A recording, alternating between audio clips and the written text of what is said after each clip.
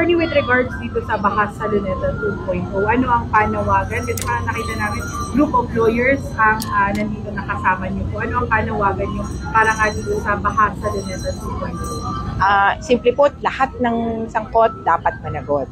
Kaya alam ko na ang primaryang na katutok dito ay yung ICI na ginawa ng administration, pero may concerns kami na yung administration dinadawit din doon sa mismong corruption issues. Hindi natin alam kung abutin nila yung ganun kataas.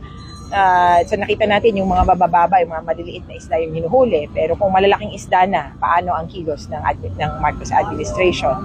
Kaya sa bahagi ng lawyers, na private lawyers, sana ay hindi ko alam kung paano kami makikibahagi dito sa ICI, pero yung pagpapanagot sa mga some projects, may pinag-aaralan na rin kami kung may involve yung NUPL doon sa mga parang tawag natin countersuits sa corruption issue. Ma'am, parang yung ICI, they're looking for lawyers. May plan ba kayo to coordinate with them? Kasi parang they're looking, kasi kulang pa ang kanilang lawyers. The problem is they're looking for lawyers to join them in the ICI.